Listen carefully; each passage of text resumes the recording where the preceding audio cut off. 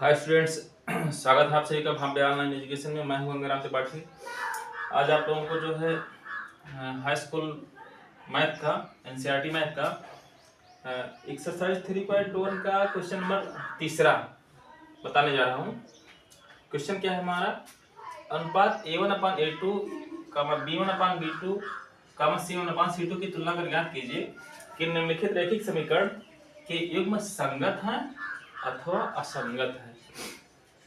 मतलब हमको ये पता करना है कि इन दोनों समीकरणों से अगर यदि हम ग्राफ खींचते हैं तो ग्राफ में जो प्राप्त होने वाली रेखाएं हैं वो एक दूसरे को प्रतिच्छेद करती हैं कि नहीं प्रतिच्छेद करती हैं।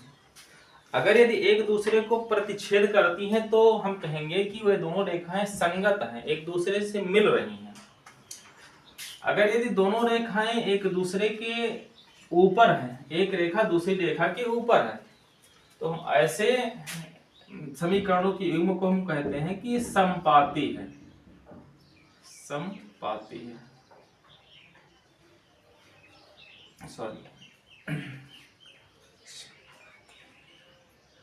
समपाती है। और अगर यदि क्रॉस कर रहे हैं तो हम इसको हम बोलते हैं कि प्रतिच्छेद करता है, प्रतिच्छेद करता है। और अगर यदि दोनों रेखाएं एक दूसरे को के बिल्कुल पैरेलल हैं, समांतर हैं, जैसे ये दोनों एक दूसरे के समांतर हैं, अगर यदि इनको हम आगे कहीं भी अगर बढ़ाते हैं तो ये दोनों आपस में नहीं मिलेंगी, तो ऐसी रेखाओं को हम कह देंगे कि वो दोनों रेखाएं एक दूसरे के समांतर हैं, मतलब वो उनका कोई हल नहीं होगा अथवा उनको हम असंगत कहेंगे, जबकि इन दोनों को हम संगत कहेंगे। तो हमको इस क्वेश्चन में करना क्या है कि हमको बिना समीकरण मतलब बिना ग्राफ खींचे ही हमको ये पता करना है कि ये जो दोनों समीकरण हैं इनसे जो प्राप्त रेखाएं होंगी वो संगत होगी अथवा असंगत होंगी। तो इसके लिए हमको जो है कुछ विशेष फार्मूले होते हैं, उसको हमको याद रखना पड़ेगा। जैसे फार्मूला क्या क्या होता है, देखिए, एक होता है कि a1/a2 = b1/b2 = c1/c2। अगर यदि इन तीनों में ये तीनों अगर यदि बराबर है, तीनों के मान अगर बराबर आ जाए तो जो दोनों रेखाएं होंगी, तो इन दोनों समीकरणों से जो प्राप्त रेखाएं होंगी वो एक रेखा दूसरी रेखा के ऊपर होगी, मतलब समपाती होगी। अगर यदि a1/a2 ≠ b1/b2 c1/c2 हो भी सकता है और नहीं भी हो सकता है। मतलब अगर यदि a1/a2 ≠ b1/b2 है तो वह रेखाएं एक दूसरे को प्रतिच्छेद करती हैं, प्रतिच्छेद करती हैं।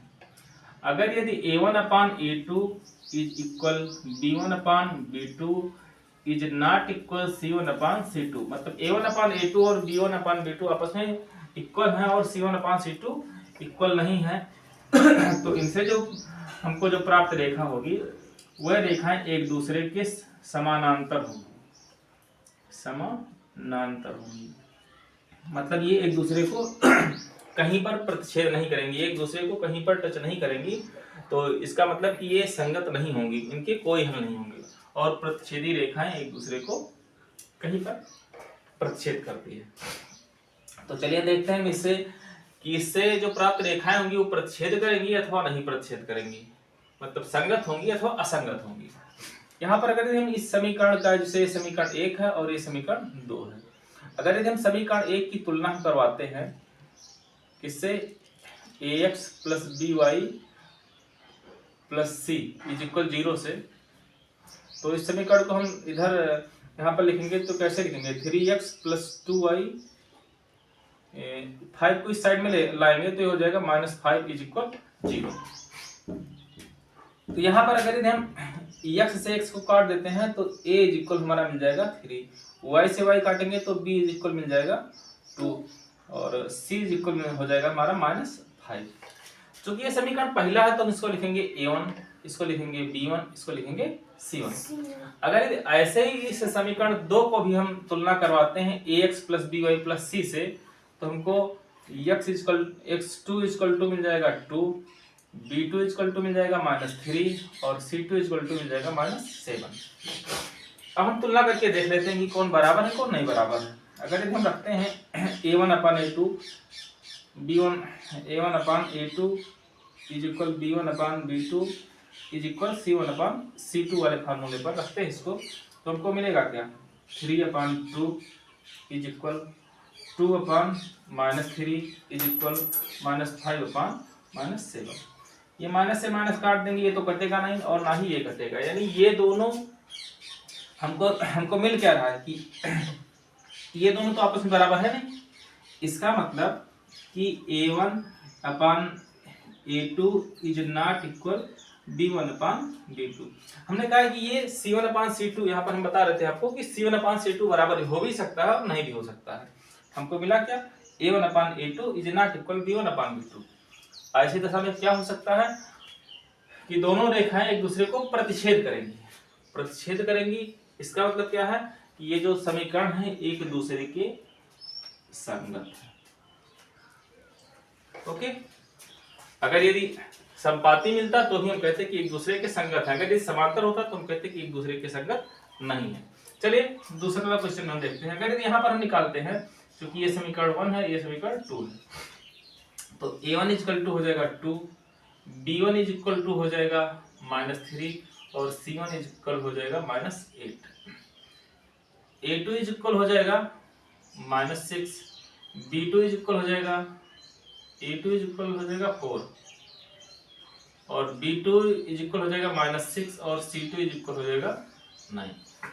इसको भी हम रखते हैं, तो A1/A2 पर रखते हैं, अगर हम हमको मिल जाएगा 2/4 बराबर -3/-6 बराबर -8/-9। यहाँ पर 2 एकम 2, 2 दूना 4, माइनस से माइनस काट देंगे, 3 एकम 3, 3 दूना 6, ये भी माइनस से माइनस काट देंगे, ये तो कटेगा नहीं। हमको मिला क्या 1/2 बराबर 1/2 बराबर 8/9। हमको यहाँ पर क्या मिल रहा है A1/A2 is equal B1/B2 is not equal C1/C2। यहाँ से अगर हम तुलना करते हैं तो देखिए हमको कैसा मिल रहा है A1/A2 is equal B1/B2 is not equal C1/C2। इसका मतलब कि इन दोनों समीकरणों से अगर हम रेखा खींचेंगे तो हमको वह रेखाएं एक दूसरे के समानांतर मिलेंगी, और समानांतर मिलने का मतलब कि वे दोनों रेखाएं एक दूसरे को कहीं पर प्रतिच्छेद नहीं करेंगी।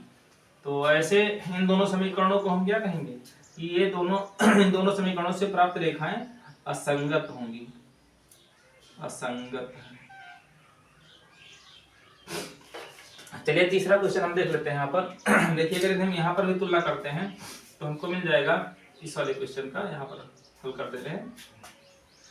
A1 इज इक्वल मिल जाएगा हमको 3/2, A2 इज इक्वल मिल जाएगा 5/3 और A1 इसको B1 कहेंगे और C1 इज इक्वल मिल जाएगा हमको -7। चूंकि इस 7 को इस साइड में लाएंगे तो प्लस में, उस साइड में प्लस में, तो इधर आएगा माइनस में हो जाएगा।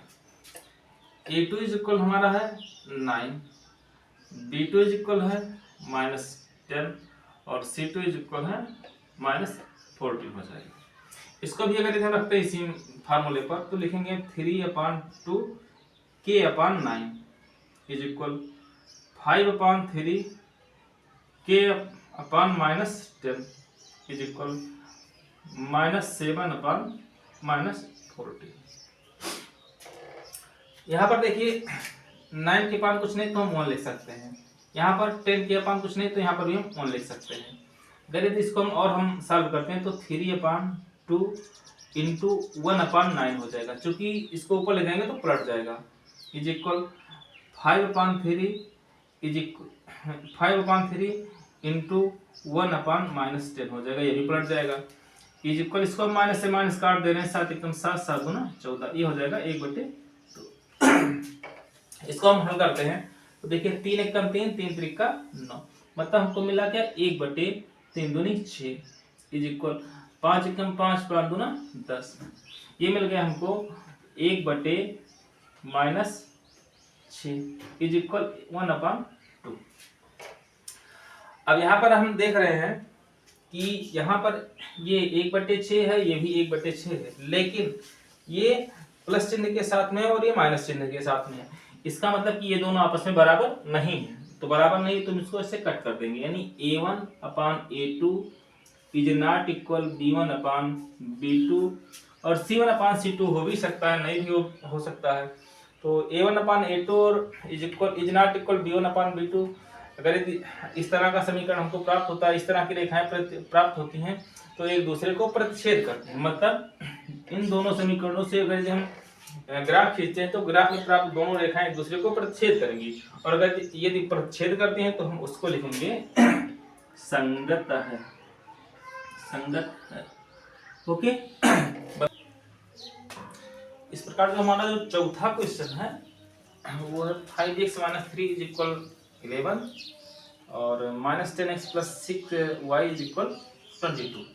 इसका भी हम तुलना करते हैं। देखिए A1 = मिल जाएगा हमको 5, A2 = हो जाएगा -3 और B2 = हो जाएगा 11। सॉरी, ये हो जाएगा B2, B1 इसको हम लिखेंगे C1। A2 = हो जाएगा -10, B2 = हो जाएगा 6 और C2 = हो जाएगा 22। अब इसका यदि हम तुलना करते हैं तो हमको मिल जाएगा क्या, 5/10 = -10 हो जाएगा। यहाँ पर -3/6 = 11/22। यहाँ पर हम देख रहे हैं 5 एकम 5, 5 दूनी 10, 3 एकम 3, 3 दूनी 6, 11 एकम 11, 11 दूनी 22। हाँ, एक बात ये भी है, देखिए इस 11 को हम इस साइड में लाएंगे तो ये माइनस में हो जाएगा, और इस 22 को भी इधर लाएंगे तो माइनस में हो जाएगा, यानी ये दोनों हमारे मिल जाएंगे माइनस में। तो इस माइनस को हम माइनस से काट भी सकते हैं। तो हमको मिला क्या, -1/2 बराबर -1/2 बराबर 1/2। देखिए हमारा 1/2 1/2 1/2 तीनों है, मतलब A1/A2 = B1/B2 is not equal C1/C2 है, क्योंकि ये दोनों तो आपस में है, मतलब इज इक्वल है, दोनों माइनस में है चिन्ह के साथ में है, लेकिन ये प्लस चिन्ह के साथ में है, तो ये दोनों बराबर नहीं है। तो हम लिखेंगे क्या, A1/A2 is equal B1/B2 is not equal C1/C2। तो अगर यदि इस तरह का हमको रेखाएं प्राप्त हो रही हैं, इस तरह से हम अगर यदि हमारा हल प्राप्त हो रहा है, तो इसका मतलब हम पहले बता चुके हैं कि A1/A2 is equal B1/B2 is not equal C1/C2 अगर यदि हमको मिलता है, तो इसका मतलब ये है कि दोनों रेखाएं कैसी होंगी, बिल्कुल एक दूसरे के समानांतर होंगी, और जब समानांतर होंगी तो हम कहेंगे कि वह रेखाएं असंगत है, मतलब उनका कोई हल नहीं होगा, असंगत कोई हल उसका हल नहीं होगा। चलिए 5वां वाला क्वेश्चन हम लोग देख लेते हैं। यहाँ पर भी अगर हम तुलना करते हैं तो देखिए A1 का मान हमको मिल जाएगा 4x/3, B1 का मान मिल जाएगा 2 और C1 का मान मिल जाएगा हमको 8, A2 का मान 2, B2 का मान 3 और C2 का मान 12 हो जाएगा।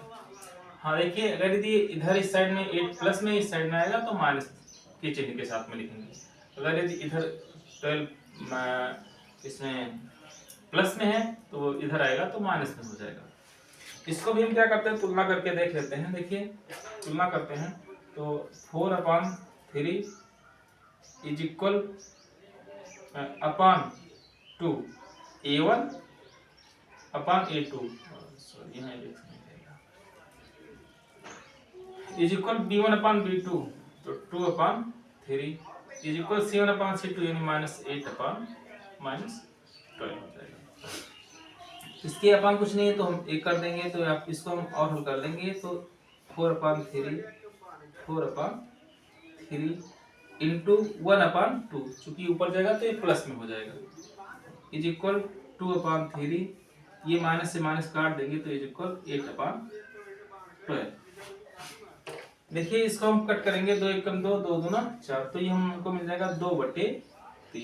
यहाँ पर भी हमको मिल गया 2/3। अगर यदि हम इसको काटते हैं तो 2 चौके 8, सॉरी 4 दूनी 8, 4 दूनी 8, 4 दिया 12, ये भी हमको मिल गया 2/3। तो इस तरह से हम देख रहे हैं कि इन दोनों समीकरणों से हमको जो हमारा जो हल प्राप्त होता है a1/a2 is equal b1/b2 is equal c1/c2। तो यानी हमारा तीनों आपस में क्या है, बराबर है। हमने बताया कि अगर ये तीनों बराबर है a1/a2 is equal b1/b2 is equal c1/c2, अगर ये तीनों बराबर हैं तो ऐसी दशा में जो हमारा जो हल होगा वो कैसा होगा, असंगत होगा, सॉरी असंगत